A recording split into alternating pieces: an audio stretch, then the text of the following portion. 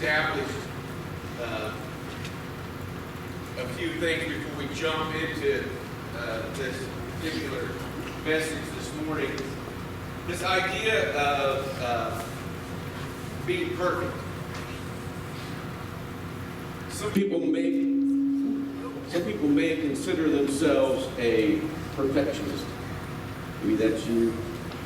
I don't know. But a true perfectionist usually is gripped by a couple of things. One is they're full of anxiety about doing something wrong. The difference between perfection and excellence, well, if you want to be excellent at something,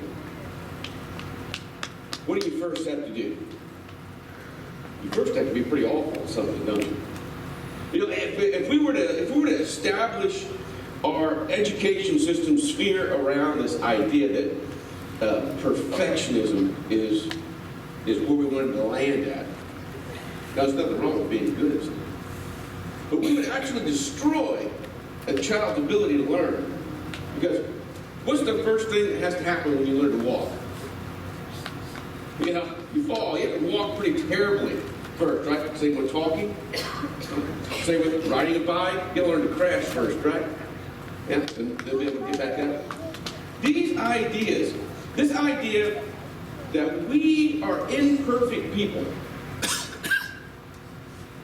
the only reason that we're found perfect is, the only point that we would be found perfect is inside Jesus' perfect rest. See, the whole reason that Jesus needed to come, because we couldn't provide that on our own. We couldn't provide this level of, I guess, performance, you would say, on our own. We needed help getting there, and Jesus is the only way that we can be found perfect in any sphere. But the most of all, the one that counts, is inside of what God expects of us. There's many different thoughts on many different skeptics, many different levels of how our culture looks at Christianity today and other religions. Christianity, as if you talk to people who are kind of outside of it, maybe they're even involved in some other belief system, then a lot of them will say that, you know, Christianity is just this religion of beliefs. And so I'm not really interested in that. So I'm interested in a religion of practice. A practice of a religion. This is real interesting. If you ever engage somebody on this level of discussion, it's real interesting. They go, well, I've chosen this because it's a process. And I don't know whether we have set ourselves up to be viewed like this in our culture or not, but it's happened. It's this idea that people know more about what we believe, okay, than who we really are. And I don't know who came up with this idea that Christianity is just a practice or a belief. It certainly wasn't Jesus. You know where Jesus was. Maybe we've been so guarded on certain things and made sure that we're right on certain things. And don't get me wrong, when the Bible speaks, we speak. It's pretty clear. But this idea that people want to be able to grow in their understanding of what they believe, how they live. And this, it's interesting because Paul in his book to the Corinth church, he was dealing with a culture that's not, I don't think, far off from ours. A lot of different beliefs, a lot of prosperity, a lot of education going on. But Paul starts out in chapter 12 of 1 Corinthians. He says this. He says, now about spiritual gifts, brothers, sisters, I do not want you to be ignorant. You know that when you were pagans, somehow or another you were influenced and led astray by mute idols. Therefore I tell you, no one who is speaking by the Spirit says to God, Jesus be cursed. And no one can say, Lord Jesus, except by the Holy Spirit. And then Paul starts to list off some specific things. I want to kind of jump down. Paul gives us this cool picture. And it wasn't a new picture at the time. Actually, it was something that was used over and over in his culture. Especially, it was used especially well by the Romans. It's this picture of a body, comparing it to an organization. It's just, now, and the Romans were using it quite often to make sure that everybody understood that Caesar and his agenda were all in charge. Anything in the lower extremities of the body were less appealing and under a pretty vicious hand of authority. Paul kind of flips this idea. He uses an idea that they would have all been familiar with, and he flips it a little bit. And this is what he says. So the body is a unit through which, this is verse 12, it says, a body is a unit through which is made up of many parts. And though all the parts are many, they form one body. So it is with Christ. For we are all baptized by one Spirit into one body. Whether Jews or Greeks or slaves or free, we all are given one Spirit to drink. Now, the body is not made up of one part, but of many. And the foot should say, because I am not a hand, well, it would not cease to belong to the body. It would not, for that reason, cease to be part of the body. But if the ear would say, because I am not an eye, I do not belong to the body, it would, for not that reason, cease to be part of the body. If the whole body were an eye, where would the sense of hearing be? If the whole body were an ear, where would the sense of smell be? But in fact, God has arranged the parts of the body, every one of them, just as He wanted them to be. If they all were one part, where would the body be? As it is, there are many parts of one body. The eye cannot say to the hand, I do not need you. And the head cannot say to the feet, I don't need you. Consequently, those parts of the body seem to be weaker are indispensable. And the parts that we think are less honorable, we get special honor. Parts that we think are unpresentable and are treated with special modesty, while other presented parts need no special treatment. But God has combined the members of the body and has given great honor to the parts that lack, so that there should be no division in the body, but that that its parts should be equal, concerned for one another. If one part suffers, every part suffers with it. If one part is honored, every part rejoices with it. Now you are the body of Christ. Each one of you is a part of it. Paul gives this vivid picture, and he also goes on to talk about this idea of spiritual gifts and how everybody has a different thing that they bring to contribute. And I got to tell you, the thing that I really feel that inhibits us practicing these spiritual gifts are the idea that we're afraid that we're going to mess them up. I think we have to do it perfectly. We think that there's no learning curve involved in this. It's simply not a biblical thought. You see, we want to be a place that pursues things with excellence around here. Rarely have I ever done something and I thought, man, walked away from this, I would change that. maybe the team of people that I was working with, I wouldn't tell them everything that I felt needed to change, but I would make a list. Because there would be things that we could have done better. We are not perfect. We are in the process of being transformed into the likeness of Christ. But we have not arrived. This idea of these spiritual gifts, I want to go through a few of them here. I have a list of them, and I just wanted us to just get a grasp of the magnitude of what's happening here, what Paul is expecting. The first one is this spiritual gift that helps. The ability to invest time and energy to furthering someone else's work that they may have already started. Coming alongside. If this is you probably enjoy working behind the scenes, flying underneath the radar.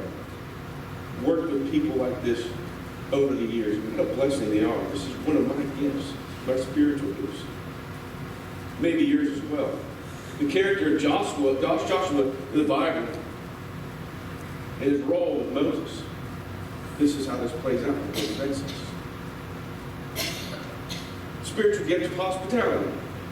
The ancient world, hospitality, it's a big deal. The honor rested on the family's ability to perform in this area, hospitality. And in a culture where there was no infrastructure in the hospitality realm, it was house to house, family to family, is how it works. You couldn't go down to the Holiday Inn and check in. It didn't work that way. But here is where perfection kills. You see, we sit and we watch HGTV all day long, right? We sit and watch, and some of you have this gift and you're paralyzed because you watch this show and you think, because my house doesn't look like that, there's no way I can entertain anybody. Maybe I don't cook gourmet meals. Maybe my dog doesn't have the proper manners to have people over. Okay? This is a lie. There are many of you who I have been a witness that has this gift. And we sit and we let it founder, we don't use it because we think, my house isn't perfect. You see, the difference here is that you're willing to put your feelings about how that particular thing feels to make someone else feel loved. This may be your spiritual gift, and if it is, this is something you're radically inclusive. You love to find the people who aren't connected and connect. Maybe you. Amy has this gift. Over the years, she's literally entertained thousands of students over the years. Hundreds of adults and youth workers. This is something that energizes people and it rallies us together for a common good. But you will never use it if you think you have to be perfect happy. Spiritual gift of shepherding. We are gifted, and we have wonderful people who love to shepherd people. It's this ability to notice and care for people, their spiritual well-being and their overall well-being as well. Like Timothy in the early church, sometimes this is translated as pastor. You know, the difference is really important to differentiate between shepherd or pastor, and between the public job title of a pastor and someone who still carries a spiritual gift but may not carry that title. You see, here, our church is way too big to be shepherded, to be pastored by anybody that's on staff. So how's it work? Well, people with that gift shepherd the people on our flock. Usually that plays out probably in a small group somewhere in Sunday school class. Maybe it's a small specialty group that meets. We had one start just last week, a group of women getting together just to live a healthier lifestyle. That's how shepherding comes around. Larry Johnson has this gift. You see, the thing is, guys, there are some of us that have this gift and are sitting out there thinking, you know, it's probably not good enough to do that. It's not the case. And it's critical for us to connect people especially in their different needs throughout their life, and make them feel at home and tending to their well-being. It's who we are. Spiritual gift of encouragement. Many of you have that. I've experienced that. I've been blessed by it. The ability and potential to fan the flames of greatness in someone else's soul by encouraging them. The Old Testament, or the New Testament, has a guy named Joseph. This guy was so good at that he ended up adopting a nickname called Barnabas. Barnabas is this guy. It means encourager. And so he took this on, this role. This is who he was. He spent an awful lot of time with Paul. And let me tell you, before Paul, he was Saul. Saul was persecuting the church. When Saul was following through on what Jesus spoke to him to do on the road to Damascus, he went to see the disciples, and they were petrified when they showed up at the door.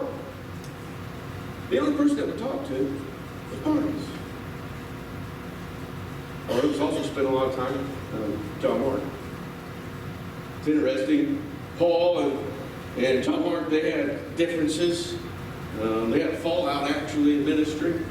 They all went their separate ways. Current connection was at Barnabas. They ended up reconciling. But it's interesting, Barnabas was deeply involved in both of these guys' lives.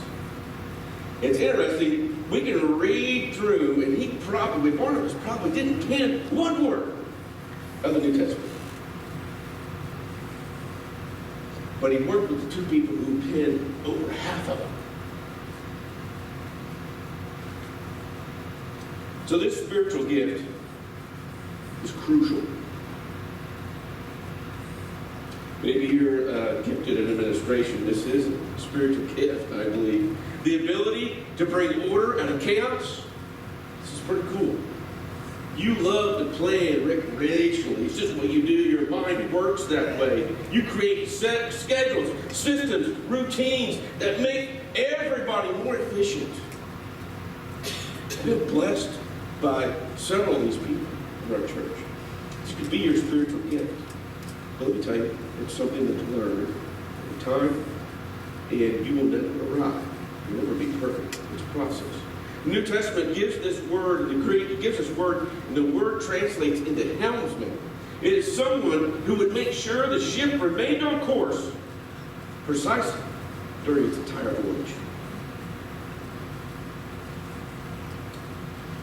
Spiritual gift of leadership. We have this gift. Communicate vision, challenge, inspire, catalyze people to achieve a goal or a mission. In the Old Testament, the poster child for this was Nehemiah. When he heard that the walls of the great city had crumbled, he got a group of people together. What did they do? Everybody had a job. He led them. And they finished the walls in record time. Spiritual gift of evangelism. Now this is something that we all at certain times want to run from. But guys, this is the reason we exist. This is the reason we're here. It is to help people connect with who Jesus is. It's our whole reason.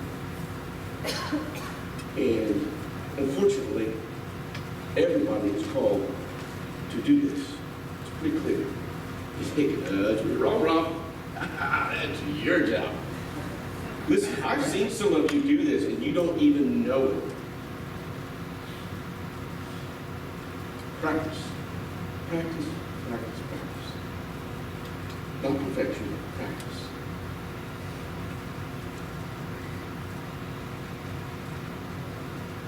Some of us have the spiritual gift of mercy. People who empathize with other people's pain and they move into action. They sit beside those people who are hurting and they kind of just know. They know when to talk. They know when to be quiet. They know when to pray. They know what to say. This is something that we all can do. So if you're guessing on what to say, don't say anything. Just show up. Just show up. Changing people's lives. Spiritual gift of faith. This is remarkable to watch.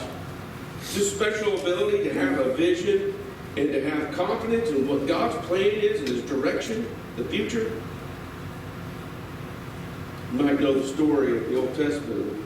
3 guys that were thrown in the fiery furnace. Shadrach, Meshach, and Abednego. These guys had faith. These guys said, our God will deliver us even if you throw us in there. See, when things don't seem to go right, when everybody else would seem to give up, you're the person that would just push on. This is contagious. It is a gift. Spiritual gift of teaching. The ability to explain and apply God's word to people's lives. We are full of wonderful teachers. This is another area where I've seen people just blossom over and over and over again. Many of you stop me. It's not me. It's not me. I would argue that it probably is more than you think. God has geared you specifically to speak to someone you know someone else's language. You can apply things people other people can't. Spiritual gift of intercession. You live to pray for other people. Even when you're not doing anything else, you're not even think you're doing it. You're praying for other people. We have a prayer team that's been constructed out of a study that we did this summer. They intercede. Prayer concerns come in. They pray. You can be part of that. Practice. Practice. Practice, not perfection. Practice. Spiritual gift of serving. Spiritual gift of serving is like, oh, is that really a spiritual gift? He's like, yeah, it is kind of. And it's one that we're all called to do. This isn't optional. We're all called to serve. And this picture of this body that Paul gives us tells us, shows us. It's what makes the church great. It's why God thought so brilliantly to arrange the church around these gifts. They all play to this part that we're serving. The special ability to kind of see what's the other man's need is. Jump in and kind of do it. You know, I'm going to introduce to you Chase. Chase, come on up here. It's Chase King. Chase, we've hired Chase. He's our new associate minister to youth. And Chase comes to us. He's pretty fearless right now. So far, so good. He actually started Tuesday. I called him Monday, and we had a conversation. And actually, we've been having conversations for the last 5 weeks, I think. And I tried to scare him away with all that needed to be done. Even showed him the job description. But Chase, you get a lot of different stuff to do. You have several meetings next week. I'm sure that they're going to tell you even more what you need to do. But I know tonight you're already supposed to help with the Christmas program that Vivian's already started to get together for the kids. It's pretty cool. And I know that you're also got a meeting with some of the children's ministry people. And then the next night, I've scheduled a meeting for you with some of the student ministry people. They don't drop any of those. And you do a good job. Yeah. And I know that, who would help? You see, this is how this works. So I'm just going to put another one there for you. Yeah, this is how this works. You know, as things roll in, you see, we hired Chase. We hired Chase not to do all the ministry. We hired Chase to do ministry with us. You see, as we practice these spiritual gifts, this is how it looks. Right? So, we all have a role to play. And when we're all playing a role, the balls get dropped. Right? And so, Chase, we're excited to have you on the team with us. And as people, we're not perfect. Just like you're not perfect. And some people will expect that, and I'll just apologize up front. It's okay. It's all right. And you already know I'm not perfect. You can already see it, okay, just in the conversations we've had. But Chase, we're excited that you're here, and you're here to serve. And so are we. We want to serve together, not because we're perfect at it, because we're called to do it. And so I encourage each of us. You may be just sitting out there going, that's not me. That's not me. I can never teach a class. Certainly don't know how to cook well enough to toast anything. Well, you pick it, whatever it is for you. But what makes us great, what calls us is this picture that we have. Paul gives us that we are the body of Christ. And one part of the body is indispensable to the rest. So no matter how little you think your contribution is,